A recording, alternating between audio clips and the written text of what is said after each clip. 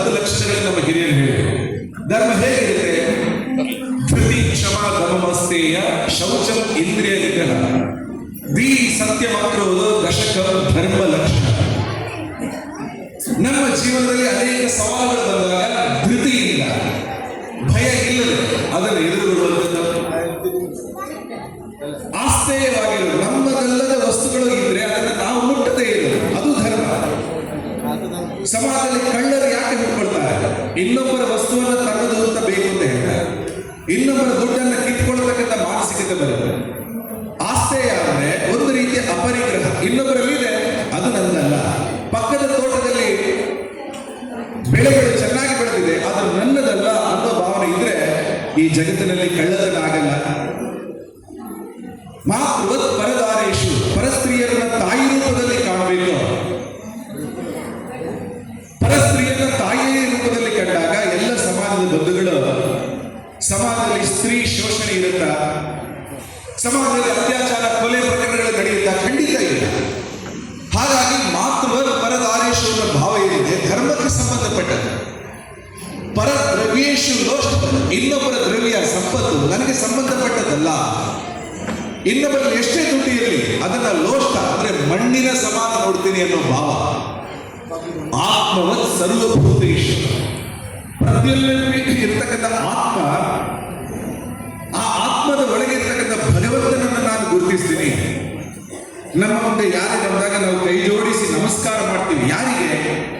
ಆ ಎದುರುಗಡೆ ಕುಳಿತ ವ್ಯಕ್ತಿಯ ಒಳಗಡೆ ಇರುವ ಪರಮಾತ್ಮನಿಗೆ. ಪ್ರತಿ ವ್ಯಕ್ತಿಯ ಒಳಗಡೆಯೂ ಪರಮಾತ್ಮ ಇಲ್ಲ. ನಮ್ಮ ದೇಶದ ನಂಬಿಕೆ ಈಶಾವಾಸ್ಯಂ ಇದಂ ಸರ್ವಂ, ಜಗತ್ತಿನ ಕಣಕಣದಲ್ಲೂ ಭಗವಂತನಿದ್ದಾರೆ. ಯಾವುದನ್ನು ಬೇಕಾದರೂ ಪೂಜೆ ಮಾಡಬಹುದು. ಆಕಾಶವನ್ನು ಪೂಜೆ ಮಾಡೋರಿದ್ದಾರೆ, ನೀರನ್ನು ಪೂಜೆ ಮಾಡೋರಿದ್ದಾರೆ, ಬೆಂಕಿಯನ್ನ ಜ್ಯೋತಿಯನ್ನ ಪೂಜೆ ಮಾಡೋರಿದ್ದಾರೆ, ಶಿಲೆಯನ್ನ ಕಲ್ಲನ್ನ ಪೂಜೆ ಮಾಡೋರಿದ್ದಾರೆ. ಭಗವಂತನನ್ನ ಎಲ್ಲ ನಾಮ ರೂಪಗಳಲ್ಲಿ ಕಾಣತಕ್ಕಂಥ ಸಂಸ್ಕೃತಿ ನಮಗೆ. ಭಗವಂತನಿಗೊಂದು ನಾಮ ಹೆಸರಿದೆ, ಆತನಿಗೊಂದು ರೂಪ, ಅದನ್ನು ನಾವು ಕೊಟ್ಟಿದ್ದೀವಿ. ಹೀಗೆ ಎಲ್ಲ ದೃಷ್ಟಿಯಿಂದಲೂ ಕೂಡ ಭಗವಂತನ ನಾವು ಆರಾಧನೆ ಮಾಡುವ ದೇವರು ಕಾಣುವ ನಾವು ಪ್ರತಿಯೊಬ್ಬ ವ್ಯಕ್ತಿಯಲ್ಲೂ ಕೂಡ ಆತ್ಮಸ್ವರೂಪಿ ದೇವರನ್ನು ಕಾಣ್ತೀವಿ. ಶಂಕರಾಚಾರ್ಯರು ಬಹಳ ಹಿಂದೆ ಅದರ ಉದಾಹರಣೆಗಳನ್ನ ಹೇಳ್ತಾ ಬನ್ನಿ. ಅಹಂ ಬ್ರಹ್ಮಾಸ್ಮಿ, ನಾನೇ ಬ್ರಹ್ಮ ಅನ್ನೋ ಭಾವ ಇದೆ. ಕೇವಲ ನಾನು ಮಾತ್ರ ಅಲ್ಲ, ನೀನು ಹೌದು. ತತ್ವಂ ಅಸಿ, ತತ್ವಮಸಿ ಅನ್ನೋ ವಾಕ್ಯವನ್ನು ನಾವಿಲ್ಲಿ ಕಾಣ್ತೀವಿ. ನಾನು ಬ್ರಹ್ಮ, ಸರಿ, ನೀನು ಬ್ರಹ್ಮ. ಅಹಂ ಬ್ರಹ್ಮಾಸ್ಮಿ ತತ್ವಂ ಅಸಿ ಸರ್ವಂ ಕಲ್ವಿದಂ ಬ್ರಹ್ಮ, ಎಲ್ಲರೂ ಬ್ರಹ್ಮನಿಂದ ಉಂಟಾದವರು. ಈಗಾಗಲೇ ಒಂದು ಸಣ್ಣ ಗಿಡದ ಉದಾಹರಣೆ ಹೇಳಿ, ಗಿಡದ ಒಳಗೆ ಕೂಡ ಬ್ರಹ್ಮ ವಿಷ್ಣು ಮಹೇಶ್ವರನ ಕಂಡ ಸಮಾಧಿ. ಆ ರೀತಿಯಾಗಿ ವ್ಯಕ್ತಿಯ ಒಳಗೆ ಇರತಕ್ಕಂಥ ದೇವರನ್ನ ಕುರಿತು ನಾವು ಪ್ರತಿ ವ್ಯಕ್ತಿಗೂ ನಮಸ್ಕಾರ ಮಾಡ್ತೀವಿ. ಯಾವ ವ್ಯಕ್ತಿಯೂ ಕೀಳಲ್ಲ, ಯಾವ ವ್ಯಕ್ತಿಯೂ ಉಚ್ಚ ನೀಚ ಆ ರೀತಿಯ ಭೇದ ಭಾವದಿಂದ ನಾವು ಸಮಾಜವನ್ನು ನೋಡಲೇಬಾರದು. ಆ ರೀತಿಯ ಸಮಾನತೆಯಿಂದ ಜನರನ್ನು ನೋಡುವಂಥದ್ದು ಧರ್ಮದ ಲಕ್ಷಣ. ಹೀಗಾಗಿ ಧರ್ಮದ 10 ಲಕ್ಷಣಗಳನ್ನು ನಾವು ನೋಡ್ತಾ ಇದ್ದೀವಿ. ಹಾಗಾಗಿ ಧರ್ಮವನ್ನ ಸರಿಯಾದ ಸಂದರ್ಭದಲ್ಲಿ ಹೇಳುವರು ಬೇಕು. ಅಯ್ಯಪ್ಪನಿಗೆ ಇನ್ನೊಂದು ಹೆಸರಿದೆ, ಧರ್ಮಶಾಸ್ತ್ರ. ಶಾಸ್ತ್ರ ಅಂದ್ರೆ ಸಂಸ್ಕೃತದಲ್ಲಿ ಶಿಕ್ಷಕ, ಮಾರ್ಗದರ್ಶಕ ಅಂತಾರೆ. ಯಾರು ದಾರಿಯನ್ನು ತೋರಿಸ್ತಾರೆ ಆತ ಶಾಸ್ತ್ರ ಅಂತ ಕರಿತೀವಿ. ಧರ್ಮಶಾಸ್ತ್ರ ಅಂದ್ರೆ ಯಾರು? ಧರ್ಮಶಾಸ್ತ್ರ ಅಂದ್ರೆ ಧರ್ಮದ ದಾರಿಯನ್ನು ತೋರಿಸುವುದು ಸಾಕ್ಷಾತ್ ಅಯ್ಯಪ್ಪ ಸ್ವಾಮಿ. ಹೀಗಾಗಿ ಧರ್ಮದ ಲಕ್ಷಣವನ್ನು ನಾವು ಗುರುತಿಸುವಾಗ ಧರ್ಮವನ್ನು ಹೇಳಿಕೊಡ್ತಕ್ಕಂತಹ ಧರ್ಮಶಾಸ್ತ್ರ ಅದರ ಅಂಗಳದಲ್ಲಿ ನಾವಿದ್ದೀವಿ. ಧರ್ಮದಲ್ಲಿ 2 ರೀತಿಯ ಧರ್ಮ ಇದೆ. ಒಂದು ಶಾಶ್ವತ ಧರ್ಮ, ಇನ್ನೊಂದು ಆಚಾರ ಧರ್ಮ. ಶಾಶ್ವತ ಧರ್ಮ ಅಂದ್ರೆ ಸನಾತನ ಮೌಲ್ಯಗಳಿಗೆ ಸಂಬಂಧಪಟ್ಟದ್ದು. ಸತ್ಯಂ ವದ ಧರ್ಮಂ ಚರ, ಇದೊಂದು ಶಾಶ್ವತ ಮೌಲ್ಯ. ಹರಿಶ್ಚಂದ್ರನ ಕಾಲದಲ್ಲೇ ಸತ್ಯ ಬೇಕಿತ್ತು, ಅಂಬೇಡ್ಕರ್ ಅವರ ಕಾಲದಲ್ಲಿ ಬೇಕಿತ್ತು, ಕನಕದಾಸರ ಕಾಲದಲ್ಲಿ ಬೇಕಿತ್ತು, ನಾರಾಯಣ ಗುರುಗಳ ಕಾಲದಲ್ಲಿ ಬೇಕಿತ್ತು. ನಮ್ಮ ಕಾಲದಲ್ಲಿ ಬೇಡವೇ? ಖಂಡಿತ ಬೇಕು. ಮುಂದಿನ ಪೀಳಿಗೆಗೆ ಸತ್ಯ ಬೇಡವಾ? ಸತ್ಯ ಅನ್ನುವಂಥದ್ದು ಶಾಶ್ವತ ಮೌಲ್ಯ. It is an eternal value. ಸಮಾಜಕ್ಕೆ ಶಾಶ್ವತವಾಗಿ ಬೇಕು. ಅದಕ್ಕೋಸ್ಕರ ಧರ್ಮ ಮಾರ್ಗದಲ್ಲಿ ನಡೆಯುವಾಗ ಈ ರೀತಿಯ ಶಾಶ್ವತ ಮೌಲ್ಯಗಳನ್ನು ಹೇಳಿದ್ರು. ಸದಾ ಸತ್ಯವನ್ನು ಹೇಳೋ, ಸತ್ಯಂ ವದ ಧರ್ಮಂ ಚರ, ಧರ್ಮದಂತೆ ನಡಿಬೇಕು. ಅನೇಕ ಕರ್ತವ್ಯಗಳು ನಮ್ಮ ಜೀವನದಲ್ಲಿ ಹಾದು ಹೋಗ್ತವೆ. ಗೃಹಸ್ಥಾಶ್ರಮವನ್ನು ಸ್ವೀಕಾರ ಮಾಡಿದಾಗ ಸಮಾಜದ ಎಲ್ಲರಿಗೂ ಕೂಡ ಒಂದು ರೀತಿಯ ಊರುಗೋಲಾಗಿ ಬೆಳೆತಕ್ಕಂಥ ಪ್ರಾಯದಲ್ಲಿ ನಾವು ಹಿರಿಯರಾದಾಗ ಎಲ್ಲ ಸಂದರ್ಭಗಳಲ್ಲೂ ಹುಟ್ಟಿನಿಂದ ಸಾವಿನವರೆಗೆ ನಾವು ಸತ್ಯ ಮಾರ್ಗದಲ್ಲೇ ಹೋಗಬೇಕು. ಕೈಲಿ ಸ್ವಲ್ಪ ದುಡ್ಡು ಬಂತು, ಇನ್ನು ಸುಳ್ಳು ಹೇಳೋಣ ಆಗೋದಿಲ್ಲ. ನನ್ನ ಮಾತನ್ನು ಎಲ್ಲರೂ ಕೇಳ್ತಾರೆ, ಇನ್ನು ನಾನು ಸುಳ್ಳು ಹೇಳಲಿಕ್ಕೆ ಪ್ರಾರಂಭ ಮಾಡ್ತೀನಿ, ಆಗೋದಿಲ್ಲ. ಜೀವನದ ಉದ್ದಕ್ಕೂ ನಾವು ಹೇಳಬೇಕು, ನಮ್ಮ ಮುಂದಿನ ಪೀಳಿಗೆಯು ಆ ದಾರಿಯಲ್ಲಿ ಬೆಳಿಬೇಕು. ಹೀಗಾಗಿ ಕೆಲವು ಅಂಶಗಳು ನಮ್ಮ ಧರ್ಮದಲ್ಲಿ ಏನು ಹೇಳ್ತಾವೆ ಅದನ್ನು ಶಾಶ್ವತವಾಗಿ ಪಾಲಿಸಬೇಕು. ಅದನ್ನೇ ಸನಾತನ ಧರ್ಮ ಅಂತ ಕರೀತಾರೆ. ಅದು ಚಿರ ಪುರಾತನವಾದ ಹಳೆಯ ಕಾಲದಿಂದ ಬಂದಿದೆ. ನಿತ್ಯ ನೂತನವಾಗಿ ವಿಕಾಸಗಳು, ಕಾಲ ಕಾಲಕ್ಕೆ ಬೇಕಾದಂತಹ ಮಾರ್ಪಾಡುಗಳು ನಾವು ತರ್ತಾ ಹೋಗ್ಬೋದು. ಆ ಮಾರ್ಪಾಡು ತರಬಲ್ಲ ಧರ್ಮವನ್ನೇ ಎರಡನೇ ಭಾಗವಾಗಿ ಆಚಾರ ಧರ್ಮ ಅಂತ ಹೇಳ್ತೀವಿ. ಶಾಶ್ವತ ಧರ್ಮ ಒಂದು ಕಡೆ, ಆಚಾರ ಧರ್ಮ ಇನ್ನೊಂದು ಕಡೆ. ಆಚಾರ ಧರ್ಮ ಶಾಶ್ವತ ಅಲ್ಲ, ಅದು ಕಾಲ ಕಾಲಕ್ಕೆ ಬದಲಾಗಲೇಬೇಕು. ಹೇಗೆ ಪೂಜೆ ಮಾಡೋದು, ಹೇಗೆ ಪ್ರಸಾದ ತಗೊಳ್ಳೋದು, ದೇವಸ್ಥಾನದಲ್ಲಿ ಹೇಗೆ ನಡ್ಕೊಳ್ಬೇಕು, ಸಮಾಜದಲ್ಲಿ ಹೇಗಿರಬೇಕು, ಒಂದೊಂದು ಕಾಲದಲ್ಲಿ ಒಂದೊಂದು ರೀತಿಯ ನಿಯಮಗಳನ್ನು ರೂಪಿಸ್ತಾರೆ. ಯಾವುದು ಶಾಶ್ವತ, ಕಾಲ ಕಾಲಕ್ಕೆ ವಿಕಾಸಿತಗೊಳ್ಳಬೇಕು. ಜಗತ್ತಿನ ಬೇರೆ ಸೆಮಿಟಿಕ್ ಮತಗಳಿಗೂ ನಮ್ಮ ಸನಾತನ ಹಿಂದೂ ಧರ್ಮಕ್ಕಿರೋ ದೊಡ್ಡ ವ್ಯತ್ಯಾಸ ಇದೆ. ಅವರು ನಂಬ್ಕೊಳ್ತಾರೆ ಒಂದು ಕಾಲದಲ್ಲಿ ಬಂದದನ್ನ ಇದೇ ಸತ್ಯ ಅಂತ. ವರ್ಲ್ಡ್ ಈಸ್ ಫ್ಲಾಟ್, ಜಗತ್ತು ಚಪ್ಪಟೆ ಅಂತ ಅವ್ರು ಹೇಳಿಬಿಟ್ಟಿದ್ದಾರೆ 2000 ವರ್ಷಗಳ ಹಿಂದೆ. ಈಗಲೂ ಅವರು ಅದನ್ನೇ ನಂಬ್ತಾರೆ. ನಮ್ಮಲ್ಲಿ ಹೊಸತ್ತು ಬಂದಾಗ ಹಳೆತನ ಬಿಡುವ ಸಂದರ್ಭದಲ್ಲಿ ಬಿಡಬೇಕು. ಕಾಲ ಬಾಹ್ಯ ಆಚರಣೆಗಳನ್ನು ಸಮಾಜ ಕಿತ್ತೆಸಬೇಕು. ಅದು ಬೇಡ. ಈಗಿನ ಕಾಲಕ್ಕೆ ಸಮಾಜ ಬಿಟ್ಟು ಬಿಡಬೇಕು. ಒಂದು ಕಾಲದಲ್ಲಿ ಸತಿ ಸಹಗಮನ ಪದ್ಧತಿ ಇತ್ತು, ಅದೇನು ಭಾರತಕ್ಕೆ ಅಗತ್ಯ ಇಲ್ಲ, ಸಮಾಜ ಬಿಟ್ಟು ಬಿಡ್ತಾರೆ. ಒಂದು ಕಾಲದಲ್ಲಿ ಅಸ್ಪೃಶ್ಯತೆ ಇಲ್ಲ, ಒಬ್ಬ ವ್ಯಕ್ತಿ ಇನ್ನೊಬ್ಬರನ್ನು ಮುಟ್ಟ ಹಾಗಿರಲಿಲ್ಲ, ಆತನ ನೆರಳು ತಾಕೋಂಗಿರಲಿಲ್ಲ. ಆ ರೀತಿಯ ಕಾಲದಲ್ಲಿ ಒಂದು ಕಾಲದಲ್ಲಿ ಬದುಕ್ತಾ ಇತ್ತು. ಈಗ ಬೇಕೆ? ಖಂಡಿತ ಬೇಡ. ಹೀಗಾಗಿ ಹಿಂದೂ ಸಮಾಜ, ನಮ್ಮ ಧರ್ಮ ಪರಿವರ್ತನಾಶೀಲ, ಚಲನಶೀಲ ಸಮಾಜ. ಅದನ್ನು ಡೈನಮಿಕ್ ಮತ್ತು ಕೈನೆಟಿಕ್ ಎಂದು ಕರಿತೀವಿ. ಹೀಗಾಗಿ ಆಚಾರ ಧರ್ಮ ಕಾಲ ಕಾಲಕ್ಕೆ ವ್ಯತ್ಯಾಸ ಆಗ್ತಾ ಹೋಗುತ್ತೆ. ಉದಾಹರಣೆಗೆ ಹಿಂದೆ ಸುಮಾರು 100 ವರ್ಷಗಳ ಹಿಂದೆ ಎದುರುಗಡೆ ರಸ್ತೆ ಇದೆ. ಈ ರೀತಿಯ ವಾಹನಗಳಲ್ಲಿ ಯಾರು ಹೋಗ್ತಾ ಇರಲಿಲ್ಲ. 100 ವರ್ಷಗಳ ಹಿಂದೆ ಎತ್ತಿನ ಗಾಡಿಯಲ್ಲಿ ಹೋಗ್ತಾ ಇದ್ದಾರೆ. ಎತ್ತಿನ ಗಾಡಿನೇ ಅವತ್ತಿನ ವಾಹನ ಆಗಿತ್ತು. ಅದಕ್ಕೋಸ್ಕರ ಕೃತಜ್ಞತೆ ಸಲ್ಲಿಸಲಿಕ್ಕೆ ಎತ್ತಿಗೆ ಪೂಜೆ ಮಾಡ್ತಾ ಇದ್ದಾರೆ. ಎತ್ತಿನ ಗಾಡಿಗೆ ಸಿಂಗಾರ ಮಾಡ್ತಾ ಇದ್ರು, ಅಲಂಕಾರ ಮಾಡಿ ಪೂಜೆ ಮಾಡ್ತಾ ಇದ್ರು. ಆದ್ರೆ ಇವತ್ತು ಎತ್ತಿನ ಗಾಡಿಯಲ್ಲಿ ಯಾರು ಹೋಗಲ್ಲ. ಕಾರು, ಜೀಪು, ಬೈಕ್ಗಳಲ್ಲಿ ಹೋಗ್ತಾರೆ. ವರ್ಷಕ್ಕೊಮ್ಮೆ ಆಯುಧ ಪೂಜೆಗೆ ಅದಕ್ಕೆ ಪೂಜೆ ಮಾಡ್ತಾರೆ. ಕೃತಜ್ಞತೆಯ ಭಾವ ಬದಲಾಗಿಲ್ಲ, ವಾಹನಗಳು ಬದಲಾಗಿರ್ಬೋದು. ಕಾಲ ಕಾಲಕ್ಕೆ ಬದಲಾಗುವ ಈ ಪದ್ಧತಿ ಏನಿದೆ ಅದು ನಮ್ಮ ಸಮಾಜದ್ದು. ಒಂದು ಕಾಲದಲ್ಲಿ ಎತ್ತಿನ ಗಾಡಿಗೆ ಪೂಜೆ ಮಾಡಿ, ಕಾರು ಬಂದಾಗ ಕಾರಿಗೆ ಪೂಜೆ ಮಾಡಿ. ಆದರೆ ಪೂಜೆ ಮಾಡುವ ಕೃತಜ್ಞತೆಯ ಭಾವ ಏನಿದೆ ಅದು ಶಾಶ್ವತ. ಹೀಗಾಗಿ ಶಾಶ್ವತ ಯಾವುದು, ಟೆಂಪರರಿ ತಾತ್ಕಾಲಿಕವಾದ ಯಾವುದು ಅನ್ನೋದನ್ನ ನಮ್ಮ ಸಮಾಜದಲ್ಲಿ ನಾವು ಗುರುತಿಸ್ಕೊಳ್ತಾ ಹೋಗ್ಬೇಕಾಗುತ್ತೆ. ಹಾಗಾಗಿ ಅನೇಕ ಸಂದರ್ಭಗಳಲ್ಲಿ ನಾವು ನೋಡ್ತೀವಿ, ಒಂದು ಕಾಲದಲ್ಲಿ ಇದ್ದದನ್ನು ಇನ್ನೊಂದು ಕಾಲಕ್ಕೆ ಹೋಗ್ತಕ್ಕಂಥ ಅವಶ್ಯಕತೆ ಇಲ್ಲ. ಸ್ವಾತಂತ್ರ್ಯ ವೀರ ವಿನಾಯಕ ದಾಮೋದರ ಸಾವರ್ಕರ್ ಬಹಳ ದೊಡ್ಡ ಶ್ರೇಷ್ಠ ವ್ಯಕ್ತಿ. ಕಳೆದ 100 ವರ್ಷಗಳಲ್ಲಿ ಹಿಂದೂ ಸಮಾಜದಲ್ಲಿ ಏನು ಬದಲಾವಣೆ ಆಗಬೇಕು ಅವರು ಹೇಳ್ತಾ ಹೋಗ್ತಾರೆ. ಹಿಂದುತ್ವದ ಬಗ್ಗೆ ಮೊತ್ತ ಮೊದಲ ಬಾರಿ ಪುಸ್ತಕವನ್ನು ಬರೆದದ್ದು ಅವರೇ. ಡಾಕ್ಟರ್ ರಾಜೇಂದ್ರ ಅವರು ಹೇಳಿದ್ರು, ಈಗ ನಮಗೆ ನಾವು ಯಾರು ತನ್ನನ್ನು ಅರಿಯುವುದು, ಅದರ ಬಗ್ಗೆ ಸಾಕಷ್ಟು ಚಿಂತನೆಗಳಾಗಬೇಕು ಅನ್ನೋ ಒಂದು ಆಶಯವನ್ನು ಅವರು ಹೇಳಿದರು. ಖಂಡಿತ ಹೌದು. ಇವತ್ತು ಶಾಲಾ ಕಾಲೇಜಿಗೆ ಹೋಗ್ತಕ್ಕಂಥ ಅನೇಕ ವ್ಯಕ್ತಿಗಳಿಗೆ, ವಿದ್ಯಾರ್ಥಿಗಳಿಗೆ ನಾನು ಯಾರು ಅನ್ನೋ ಒಂದು ಮೂಲ ಐಡೆಂಟಿಟಿಯ ಕಲ್ಪನೆ, ಗುರುತು, ಅಸ್ಮಿತೆ ಅದು ಗೊತ್ತಿಲ್ಲ. 2.5 ವರ್ಷದ ಮಗು ಪ್ರೀ ಕೆಜಿಗೆ ಹೋಗುತ್ತೆ.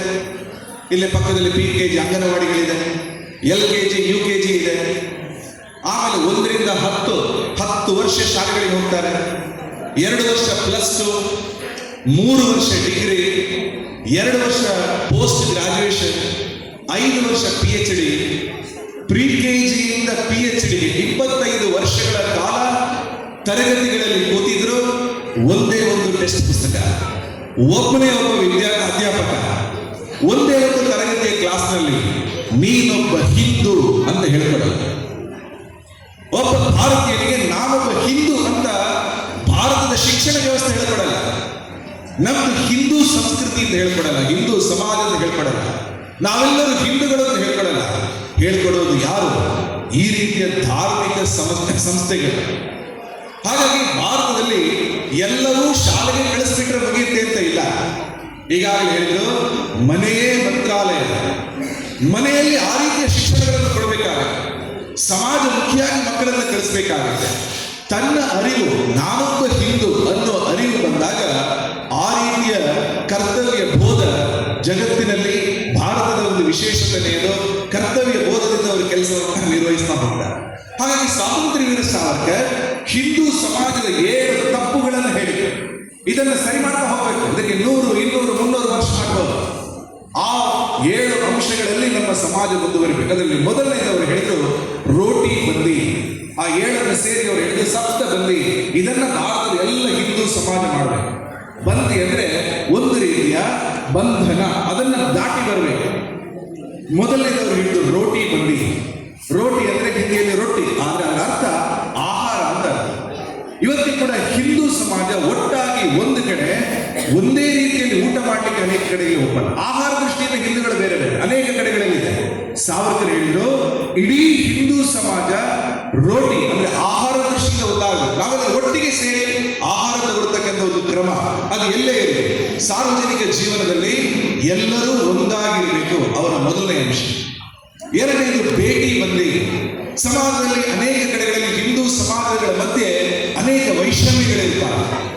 ಆ ರೀತಿಯ ವೈಷಮ್ಯಗಳು ಇನ್ನೊಂದು ಮನೆಯ ಹೆಣ್ಮಗುಗಳ ಬಗ್ಗೆ, ಇನ್ನೊಂದು ಮನೆಯ ಸದಸ್ಯರ ಬಗ್ಗೆ ಸಾಕಷ್ಟು ಅವರು ಆ ಕಡೆಯವರು ಇವರು ಈ ಕಡೆಯವರು ಒಟ್ಟಿಗೆ ಆಟ ಮಾಡಲಿಕ್ಕೆ ಬಿಡಲ್ಲ, ಅಂತ ಮನೆಯಲ್ಲಿ ಆಟ ಆಡಬೇಡ, ಈ ರೀತಿಯ ಭಾವನೆಯಿಂದ ಸಮಾಜದಲ್ಲಿ ಬಿರುಕು ನಿರ್ಮಾಣ ಆಗುತ್ತೆ. 10 ಮಂದಿ ಒಟ್ಟಿಗೆ ಸೇರಿ ಆಟ ಆಡುವಂಥದ್ದು ಸಾವರ್ಕರ್ 2ನೇ ಪಾಠ. 3ನೇವರು ಹೇಳಿದ್ರು ಸ್ಪೃಶ್ಯ ಬಗ್ಗೆ. ಇವತ್ತು ಕಡಿಮೆ ಆಗಿದೆ ಬೇರೆ ಬೇರೆ ಕಾರಣಕ್ಕೋಸ್ಕರ, ಆದರೂ ಕೂಡ ಮನಸ್ಸಿನ ಒಳಗಡೆ ಹಿಂದೂ ಸಮಾಜದ ಬಂಧುಗಳಲ್ಲಿ ಜಾತಿಯ ಪ್ರತೀಕರಣೆ ಬಂದುಬಿಡುತ್ತೆ. ನಾನಾ ಜಾತಿ ನಾನೀ ಜಾತಿ. ಭಕ್ತಿಯ ಕಟ್ಟೆ ಅನ್ನೋದು ಬಹಳ ಉತ್ತಮ ಶಬ್ದವನ್ನು ಪೂಜ್ಯ ಸ್ವಾಮೀಜಿಗಳು ಹೇಳಿದರು. ಭಕ್ತಿಯಲ್ಲಿ ಜಾತಿ ಇದೆಯಾ? ಖಂಡಿತ ಇಲ್ಲ.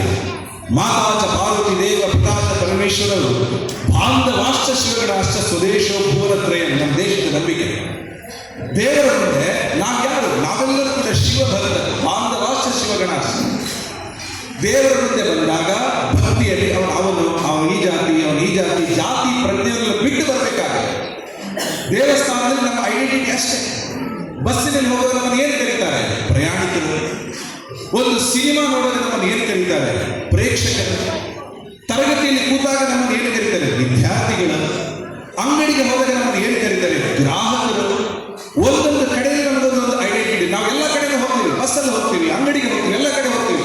ನಾವು ದೇವಸ್ಥಾನಕ್ಕೆ ಬರ್ತೀವಿ. ದೇವಸ್ಥಾನಕ್ಕೆ ಬಂದಾಗ ನಮ್ಮ ಐಡೆಂಟಿಟಿಯೇ, ನಮ್ಮ ಗುರುತು ಏನು? ಭಕ್ತ. ಅದು ಬಿಟ್ಟರೆ ಇವನು ಯಾವ ಜಾತಿಯ ಭಕ್ತ ದೇವರು ಕೇಳಲಿಲ್ಲ. ಪ್ರಾರಂಭದಲ್ಲಿ ರಂಜಿತ್ ಅವರು ಸ್ವಾಗತ ಮಾಡ್ತಾ ದೇವಸ್ಥಾನದ ಹಿನ್ನೆಲೆಯನ್ನು ಹೇಳ್ತಾರೆ. ಹಿಂದೆ ಮುಳಿಹುಲ್ಲಿನ ದೇವಸ್ಥಾನ ಇರ್ತವೆ, ನಂತರ ಛಾವಣಿಗಳು, ಈಗ ವಿಸ್ತೃತ ಪ್ರದೇಶವಿದೆ. ದೇವರಿಗೆ ಯಾವುದು ಪ್ರಶ್ನೆ ಆಗಿಲ್ಲ, ದೇವರಿಗೆ ಭಕ್ತಿಯನ್ನು ಮಾತ್ರ ನೋಡ್ತಾರೆ. ನಾವು ಅದನ್ನು ಕಟ್ಟ ಬರ್ತೀವಿ, ವಿಕಾಸದ ಹಾದಿಯಲ್ಲಿ ಇರ್ತೀವಿ, ಆಗಲೇಬೇಕು.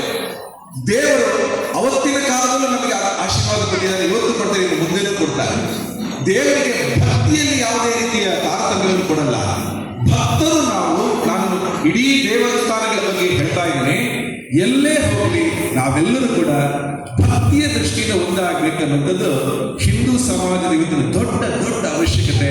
ಎಲ್ಲ ಕಡೆಯೂ ಕೂಡ ಹಿಂದವ ಸೋದರಾಹ ಸರ್ವೇ, ನಾವೆಲ್ಲರೂ ಕೂಡ ಸೋದರರು, ಪರಸ್ಪರ ಬಂಧುಗಳು ಅನ್ನುವ ಭಾವ ನಮ್ಮ ಸಮಾಜದ ಏಕತೆಯನ್ನು, ನಾವೆಲ್ಲರೂ ಬಂಧುಗಳು, ಭಾರತ ಮಾತೆಯ ಮಕ್ಕಳು, ಹಿಂದೂ ಸಮಾಜದ ಅಂಗಗಳು ಅನ್ನೋ ಭಾವ ನಮಗೆ ಸದಾ ಮೂಡಿ ಬರಬೇಕಾಗುತ್ತೆ.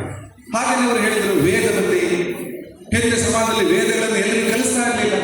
ಒಂದು ಕಾಲದಲ್ಲಿ ಮಾಡಿದಂತಹ ದೊಡ್ಡ ಒಂದು ಹಿಂದೂ ಸಮಾಜದ ಒಂದು ತಪ್ಪದು. ಆದರೆ ಬರ್ತಾ ನಾವು ವೇದಗಳನ್ನು ಕಲಿಸಬೇಕಾಗಿದೆ. ಸಮಾಜದ ಸಂರಕ್ಷಣೆ ಭಾಗ. ನಮ್ಮ ಸಮಾಜದಲ್ಲಿ ವೇದ, ಅದರ ಅರ್ಥನೇ ವೇದ ಇಸ್ ನಾಲೆಜ್, ಜ್ಞಾನ. ಋಗ್ವೇದದಲ್ಲಿ 21 ಶಾಖೆಗಳಿವೆ, ಯಜುರ್ವೇದದಲ್ಲಿ 9 ಶಾಖೆಗಳಿವೆ, ಸಾಮವೇದದಲ್ಲಿ 1000 ಶಾಖೆ ಇತ್ತು, ಅಥರ್ವವೇದದಲ್ಲಿ 100 ಶಾಖೆಗಳಿವೆ. ಒಟ್ಟು ಭಾರತದಲ್ಲಿ 1130 ಶಾಖೆಗಳಿತ್ತು ವೇದಕ್ಕೆ. ಇವತ್ತು ಅವೈಲೇಬಲ್ ಲಭ್ಯ ಇರುವ ಶಾಖೆಗಳ ಸಂಖ್ಯೆ 12. 1130 ಶಾಖೆಗಳಿದ್ದ ವೇದಗಳನ್ನು ಉಳಿಸ್ಕೊಳ್ಳಿಕ್ಕಾಗಲಿಲ್ಲ.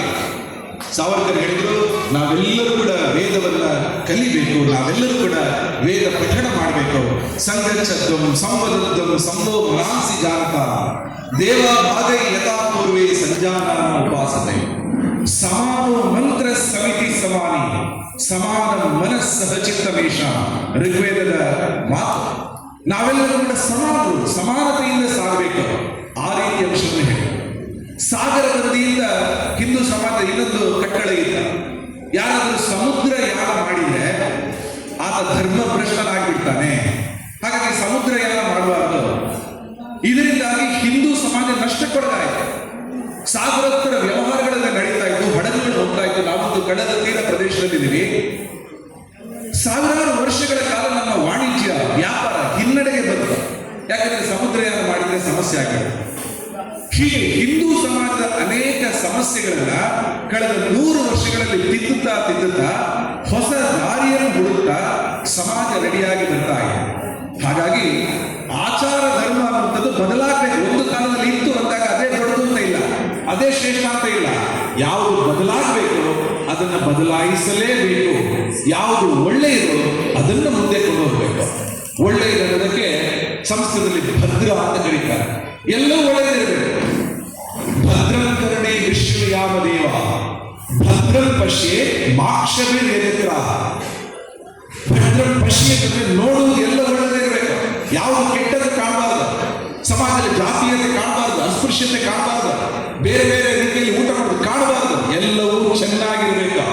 ನಮ್ಮ ಪೀಳಿಗೆಯವರು ಮುಂದೆ ನೋಡಿದಾಗ ಹಿರಿಯರಿಗೆ ಗೌರವ, ಮಾತೆಯರಿಗೆ ಗೌರವ, ಕಣ್ಮುಂದೆ ಎಲ್ಲವೂ ಒಳ್ಳೆಯದು ಕಾಣಬೇಕು. ಭದ್ರಂ ಪಶ್ಯೆ. ಕರ್ಣ ಅಂದ್ರೆ ಕಿವಿ, ಕಿವಿಯಿಂದ ಕೇಳುವುದು ಒಳ್ಳೆಯದಿರಬೇಕು. ಯಾವುದು ಕೆಟ್ಟದ್ದು ಕೇಳಬಾರದು, ಕೆಟ್ಟದ್ದು ಕೇಳಬಾರದು, ಕೆಟ್ಟದ್ದು ನೋಡಬಾರದು ಅನ್ನುವ ನಿಟ್ಟಿನಲ್ಲಿ ಸಮಾಜವನ್ನು ಕಟ್ಟುವುದು ನಮ್ಮೆಲ್ಲರ ಹೊಣೆಗಾರಿಕೆಯಾಗಿದೆ. ಹಾಗಾಗಿ ಧರ್ಮದ ಅನುಷ್ಠಾನದ ಭಾಗವನ್ನು ಪೂಜ್ಯ ಸ್ವಾಮೀಜಿಗಳು ಹೇಳಿ 4 ಸಂಗತಿಗಳನ್ನು ನಾವು ಹೇಳ್ತೀವಿ: ಧರ್ಮ, ಸಂಸ್ಕೃತಿ, ಸಮಾಜ ಮತ್ತು ರಾಷ್ಟ್ರ. ಧರ್ಮ ಅಂದ್ರೆ ಚಿಂತನೆಯಲ್ಲಿ ಥಾಟ್ಸ್, ಐಡಿಯಾಸ್. ಆ ಧರ್ಮದ ಅನುಷ್ಠಾನಕ್ಕೆ ಸಂಸ್ಕೃತಿ ಬೇಕು. ಸಂಸ್ಕೃತಿ ಇಲ್ಲ ಅಂದ್ರೆ ಧರ್ಮ ಉಳಿಯೋದಿಲ್ಲ. ಸಂಸ್ಕೃತಿ ಅಂದ್ರೆ ಏನು? ದೀಪ ಉರಿಸುವುದು ಸಂಸ್ಕೃತಿ. ಹಿರಿಯರ ಕಾಲಿಗೆ ನಾವು ಎರಗುವುದು ಸಂಸ್ಕೃತಿ. ಚೆನ್ನಾಗಿರುವಂಥದ್ದು ಸಂಸ್ಕೃತಿ. ಸಂಸ್ಕೃತಿ ಅಂದ್ರೆ ಏನು? ಸಮ್ಯಕ್ ಕೃತಿ ಇತಿ ಸಂಸ್ಕೃತಿ. ಕೃತಿ ಅಂದ್ರೆ ಕೆಲಸ ಮಾಡುವುದು. ಏನು ಮಾಡ್ತೀವೋ ಅದನ್ನು ಚೆನ್ನಾಗಿ ಮಾಡಬೇಕು. 3 ರೀತಿಯಲ್ಲಿ ಸಂಸ್ಕೃತಿಯನ್ನು ವಿವರಣೆ ಮಾಡ್ತಾರೆ: ಸತ್ಯ, ಶಿವ, ಸುಂದರ. ನಾವು ಮಾಡುವ ಕೆಲಸ ಸತ್ಯ ಆಗಿರಬೇಕು. ಶಿವ ಅಂದ್ರೆ ಭಗವಂತನಿಗೆ ಸಮರ್ಪಣೆ ಮಾಡಿರಬೇಕು. ಸುಂದರವಾಗಿರಬೇಕು. ನಾವು ಹಾಕುವ ಬಟ್ಟೆ, ನಮ್ಮ ರೀತಿ ರಿವಾಜುಗಳು, ನಮ್ಮ ಮಾತು, ಊಟ ಬಡಿಸುವಾಗ ಅಲ್ಲಿನ ಸ್ವಚ್ಛತೆ, ಮನೆಗೆ ಬರುವಾಗ ಅಲ್ಲಿನ ಸ್ವಚ್ಛತೆ, ಏನು ಮಾಡಿದ್ರೂ ಸುಂದರವಾಗಿ ಮಾಡುವುದು ಅದು ನಮ್ಮ ಸಂಸ್ಕೃತಿ. ಹೀಗಾಗಿ ಧರ್ಮದ ಸಂರಕ್ಷಣೆಗೆ ನಮಗೆ ಬೇಕಾಗಿರೋದು, ಅದರ ಅನುಷ್ಠಾನಕ್ಕೆ ಬೇಕಾಗಿರುವುದು ಸಂಸ್ಕೃತಿ. ಸಂಸ್ಕೃತಿಯ ಪಾಲನೆಗೆ ಸಮಾಜ ಬೇಕು, ಜನರು ಬೇಕು. ಜನರಿಲ್ಲ ಅಂದ್ರೆ ಸಂಸ್ಕೃತಿ ಉಳಿಯುವುದಿಲ್ಲ. ಹಿಂದೂ ಸಂಸ್ಕೃತಿಯ ಪಾಲನೆಗೆ ಹಿಂದೂ ಸಮಾಜ ಬೇಕು. ಹಿಂದೂ ಸಮಾಜ ಅದನ್ನು ಪಾಲಿಸ್ತಾ ಇಲ್ಲ ಅಂದ್ರೆ, ಹಿಂದೂ ಸಮಾಜಕ್ಕೆ ಭಜನೆ ಬೇಡ ಅಂದ್ರೆ, ಹಿಂದೂ ಸಮಾಜಕ್ಕೆ ಉತ್ಸವಗಳು ಬೇಡ ಅಂದ್ರೆ ಸಂಸ್ಕೃತಿ ಉಳಿಯೋದಿಲ್ಲ. ಹಾಗಾಗಿ ಸಂಸ್ಕೃತಿಯ ಪಾಲನೆಗೆ, ಸಂರಕ್ಷಣೆಗೆ ಹಿಂದೂ ಸಮಾಜ ಬೇಕು. ಸಮಾಜದ ವಿಸ್ತೃತ ರೂಪ, ಎಕ್ಸ್ಪಾನ್ಷನ್, ಅದು ರಾಷ್ಟ್ರ ಅಂತ ಕರಿತೀವಿ. ಹೀಗಾಗಿ ಹಿಂದೂ ಧರ್ಮ, ಹಿಂದೂ ಸಂಸ್ಕೃತಿ, ಹಿಂದೂ ರಾಷ್ಟ್ರ, ಈ ಎಲ್ಲದರ ಬಗ್ಗೆ ನಾವು ಯೋಚನೆ ಮಾಡುವಂಥದ್ದು ನಮ್ಮ ಪೀಳಿಗೆಯ ಲಕ್ಷಣ ಅಂತ ಅಂದ್ಕೊಳ್ತೀವಿ. ಹಾಗಾಗಿ ನಮ್ಮಲ್ಲಿ ಪರಸ್ಪರ ಯಾವುದೇ ರೀತಿಯ ಭಿನ್ನಾಭಿಪ್ರಾಯ ಇದ್ರೂ ಕೂಡ ನಾವು ಒಂದಾಗಬೇಕು. ಉದಾಹರಣೆಗೆ ಇಲ್ಲಿ ದೇವಸ್ಥಾನದ ಆಮಂತ್ರಣ ಪತ್ರಿಕೆಯಲ್ಲಿ ನೋಡಿದೆ, ಪರಿವಾರ ಸಮೇತ. ಬಹಳ ಸುಂದರ ಶಬ್ದ. ಕೇವಲ ಅಯ್ಯಪ್ಪ ಮಾತ್ರ ಅಲ್ಲ, ವಿತ್ ಫ್ಯಾಮಿಲಿ.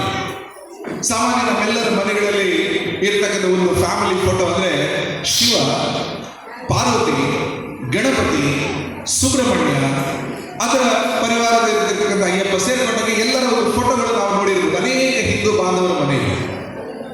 ಆ ಫೋಟೋವನ್ನು ನೋಡಿದಾಗ ಅದರಲ್ಲೊಂದು ಸಂದೇಶ ಇದೆ. ಆ ಫೋಟೋ ಸುಮ್ಮನೆ ನಮ್ಮ ಹಿರಿಯರು ಮಾಡಿಸಿದಲ್ಲ. ಶಿವ ಸ್ಮಶಾನವಾಸಿ, ಆತ ಲಯಕರ್ತ, ಭಸ್ಮ ವಿಭೂಷಿತ ದೇಹದೊಂದಿಗೆ ಅವನು ಬರ್ತಾನೆ. ಚರ್ಮಾಂಬರ ಆಗ್ತಾನೆ, ಕೊರಳಲ್ಲಿ ಹಾವಿದೆ, ಹಣೆಯಲ್ಲಿ, ನೆತ್ತಿಯಲ್ಲಿ ಹಣೆಯ ಗಂಡಿದೆ. ಆತ ರುದ್ರಶಿವ. ಆತನ ಪಾರ್ವತಿಯ ಹೆಸರೇ ಗೌರಿ. ಬಿಳಿ ಬಣ್ಣದವಳು. ಕಲಾವಿದ ಫೋಟೋವನ್ನು ಬಿಡಿಸುವಾಗ ಪಾರ್ವತಿಯನ್ನ ಒಬ್ಬ ಓರಣವಾಗಿ ಬಿಡಿಸಿರ್ತಾರೆ. ಶಿವ ಸ್ಮಶಾನದಿಂದ ಬಂದವರು. ಪಾರ್ವತಿ ಶುಚಿರ್ಭೂತಿಯಾಗಿ ಸರ್ವಾಲಂಕರಣ ಭೂಷಿತೆಯಾಗಿ ಕೂತಿದ್ದಾರೆ. ಪಕ್ಕದಲ್ಲಿ ಗಣಪತಿ ಇದ್ದಾರೆ, ಸುಬ್ರಹ್ಮಣ್ಯ ಇದ್ದಾರೆ. ಗಣಪತಿಯ ವಾಹನ ಇಲಿ, ಶಿವನ ಕೊರಳಲ್ಲಿ ಹಾವು, ಗಣಪತಿಯ ಸೊಂಟದಲ್ಲೂ ಹಾವು ಇದೆ. ಹಾವು ಇಲ್ಲಿಗೆ ಸಂಬಂಧ ನಮ್ಗೆ ಗೊತ್ತು, ಆದರೂ ಅವರು ಒಟ್ಟಿಗೆ ಇದ್ದಾರೆ. ಸುಬ್ರಹ್ಮಣ್ಯ ವಾಹನ ನವಿಲು, ನವಿಲಿಗೂ ಹಾವಿಗೂ ಸಂಬಂಧ ನಮ್ಗೆ ಗೊತ್ತೇ ಇದೆ, ಒಟ್ಟಿಗೆ ಇದ್ದಾರೆ. ಕೆಲವರಿಗೆ ಪಾರ್ವತಿಯ ಹಿಂದೆ ಹುಲಿಯನ್ನ ಚಿತ್ರ ಮಾಡ್ತಾರೆ. ನಂದಿ, ವೃಷಭ ಶಿವನ ಪಕ್ಕದಲ್ಲಿ ನಿಂತಿದ್ದಾರೆ. ಹುಲಿ ಮತ್ತು ಎತ್ತು ಸಂಬಂಧ ನಮ್ಗೆ ಗೊತ್ತೇ ಇದೆ. ಸ್ವಭಾವದಲ್ಲಿ ವಿಚಿತ್ರ ಇದ್ರೂ ಕೂಡ, ಸ್ವಭಾವದಲ್ಲಿ ವೈರುಧ್ಯ ಇದ್ರೂ ಕೂಡ ಒಟ್ಟಿಗೆ ಒಂದಾಗಿ ಒಂದೇ ಕುಟುಂಬದ ಭಾಗವಾಗಿ ಇರೋದನ್ನ ಒಂದು ಸಾಮರಸ್ಯದ ಸಂದೇಶ ನಾವು ನೋಡ್ತೀವಿ. ನಮ್ಮ ಸಮಾಜ ಏಕರೂಪದ್ದಲ್ಲ, ಬಹುರೂಪಿ ಸಮಾಜ. ಒಬ್ಬೊಬ್ಬರು ಒಂದೊಂದು ರೀತಿಯಲ್ಲಿ ಇರ್ತಾರೆ, ಒಂದೊಂದು ಕೆಲಸಗಳನ್ನ ಮಾಡ್ತಾರೆ, ಒಂದೊಂದು ರೀತಿಯ ಹಿನ್ನೆಲೆಯಿಂದ ಬಂದವರು ಇರ್ತಾರೆ. ಎಲ್ಲರೂ ಏಕರೂಪದಲ್ಲ.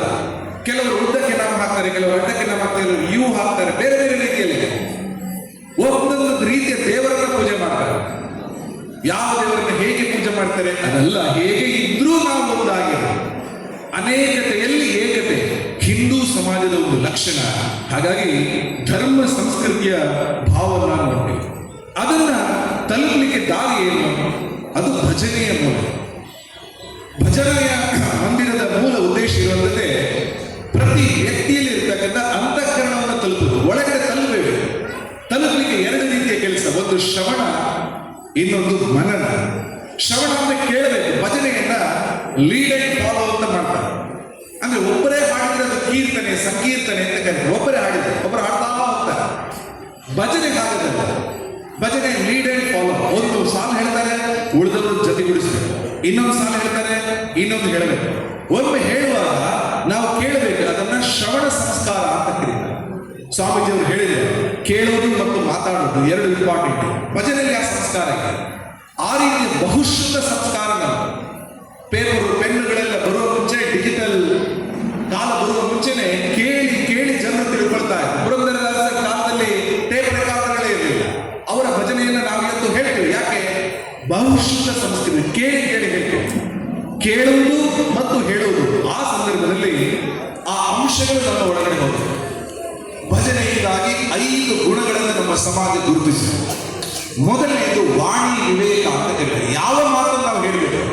ಯಾರು ನಿತ್ಯ ಭಜನೆಯನ್ನು ಹೇಳ್ತಾರೆ ಅವರಿಗೆ ತಮ್ಮ ಮಾತಿನ ಮೇಲೆ ಒಂದು ಹಿಡಿತ ಇದೆ, ಮಾತಿನಲ್ಲಿ ಮಧುರತೆ ಇದೆ.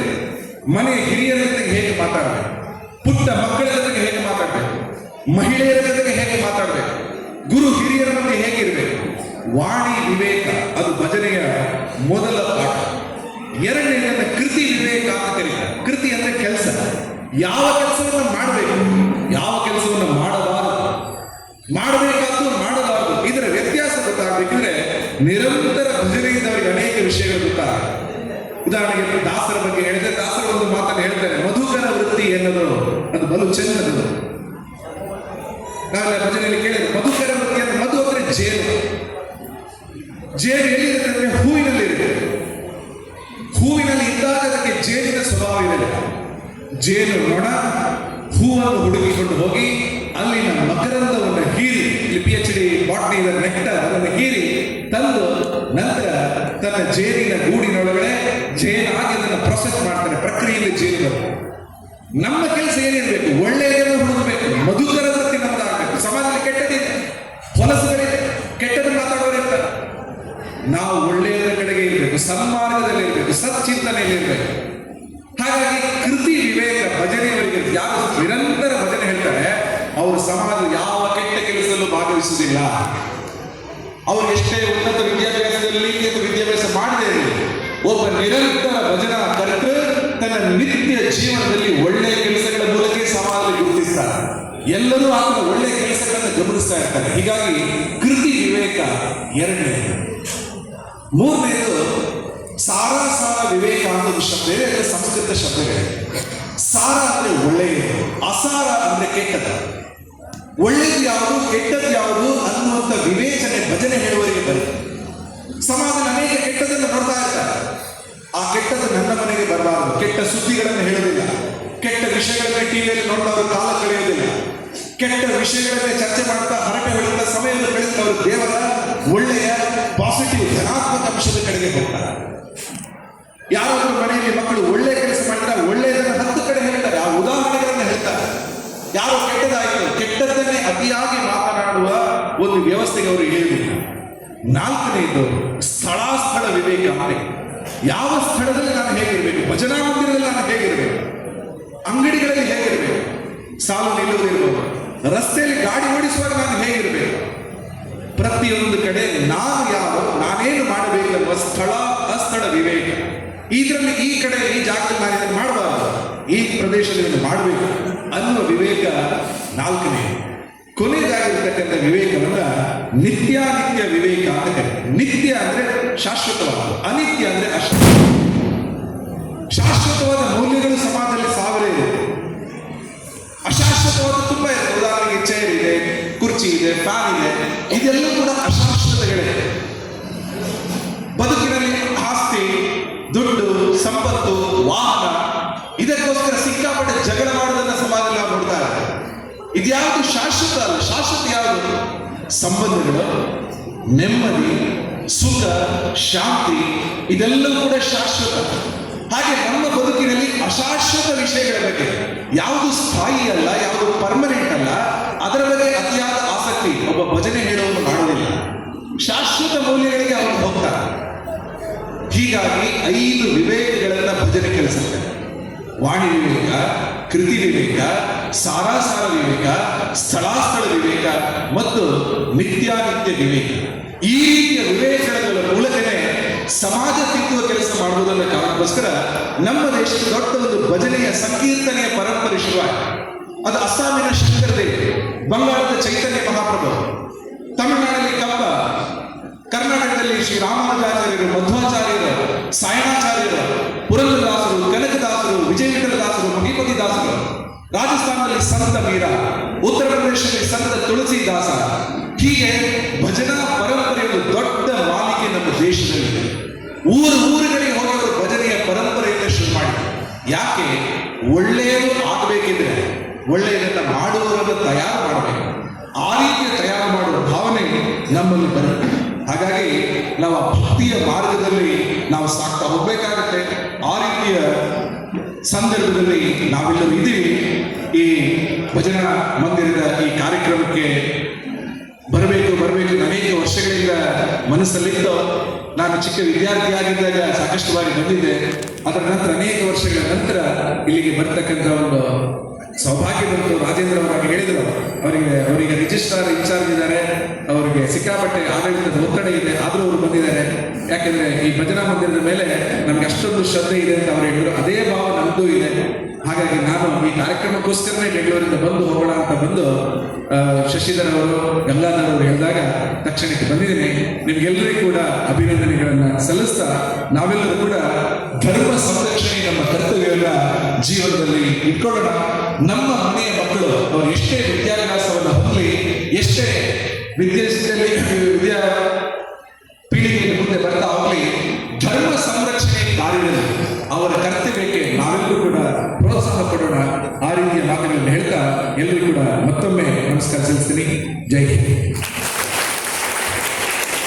ಧನ್ಯವಾದಗಳು ರಾಜೇಶ್ ಪದ್ಮಾರ್ ಅವರಿಗೆ. ಧರ್ಮದ ಸಂದೇಶವನ್ನು ಸಾರುವ